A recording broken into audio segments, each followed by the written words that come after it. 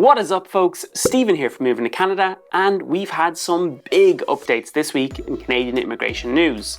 So if you want to learn how to make sure your application won't be negatively affected by these new NOC codes, as well as some huge changes to the IEC for Italian participants, then stay watching because it's time to unpack it.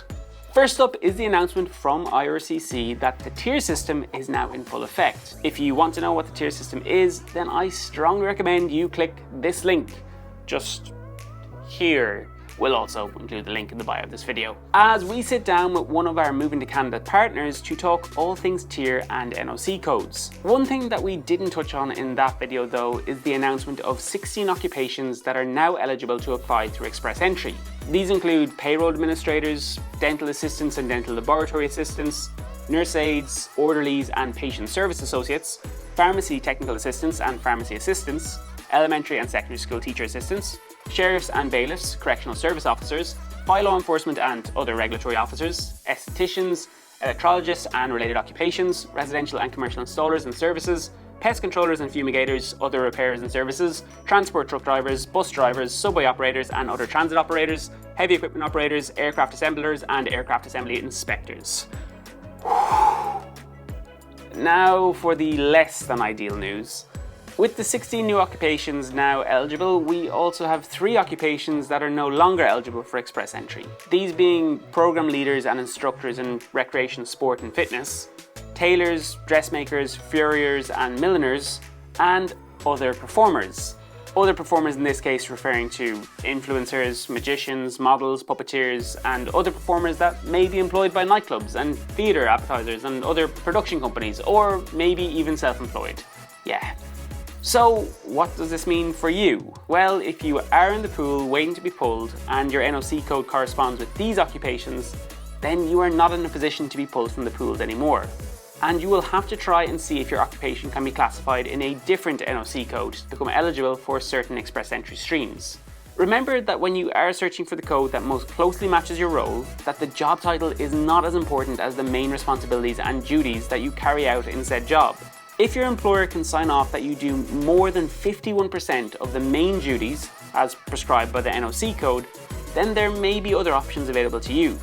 We'll leave a link to the website so you can check out your code and job description, including the outline of the main duties, just below this video. For everyone else who is still eligible and are currently in the pool waiting to be pulled, it is crucial that you update your NOC code to match the new criteria. If you don't, you run the risk of your profile not being pulled from the pool despite meeting the CRS score cutoffs. Now, the next draw is expected Wednesday, November 23rd, so make sure you also visit the website link below to find the code that you need to update your profile. And then, in other news, IRCC has announced a new Canada-Italy Youth Mobility Agreement. Under this agreement, Canadian and Italian youth now have more options when applying for international work and travel experience through the International Experience Canada program. This new agreement allows youth aged 18 to 35 years old to work and travel for up to 12 months and participate twice in the program for a total of 24 months. As part of the expansion, 2 new streams, International Co-op and Young Professionals, will help youth gain professional work experience abroad. Now, previously Italians coming to Canada on an IEC could only stay for a maximum of 6 months, meaning those who wish to get permanent residence could not use the immigration programs that require a year of Canadian work experience, such as the CEC. However, with this new announcement, Italians can now be confident in their ability to accrue a year's skilled work in Canada to qualify for the CEC stream, should they so desire. This announcement may also be important for any Italians currently in Canada on an IEC. As of recording this today, we don't know if Italians who want to secure that second 12-month work permit under IEC will need to adhere to any of the current requirements to be living in Italy when they apply. We also probably won't find out much more information from IRCC until the IEC pools open back up later this year or early next year. However, if you do want to be one of the first to know about these changes and more as soon as they're announced, then all you have to do is click that subscribe button. Make sure you have notifications turned on by tapping that bell icon, and make sure to follow us on all of our socials, all of course linked below, so that you can stay in the loop. Finally, let's talk PNPs. If you have seen some of our earlier videos, you will already know that Canada is planning to admit more immigrants through provincial nominee programs, PNPs, than for the federal high-skilled category over the next 3 years. IRCC did not break down the PMP targets by whether candidates applied through express entry, which also includes some PMP streams, or a base PMP stream outside express entry completely. And at the time of recording this video, the IRCC media department did not respond to Movement to Canada's request for a comment.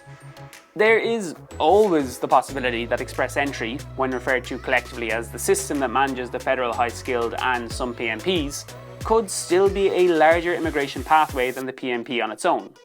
But it seems like time will have to tell, because IRCC will not. The big takeaway from all this though is that Canada is focusing on regional immigration. Express entry has historically not been very good at attracting immigration outside of large urban centres. PMPs on the other hand though have, because provinces and territories are better equipped to handle their own regional immigration needs. Manitoba probably knows the labour needs of Manitoba better than the federal government does.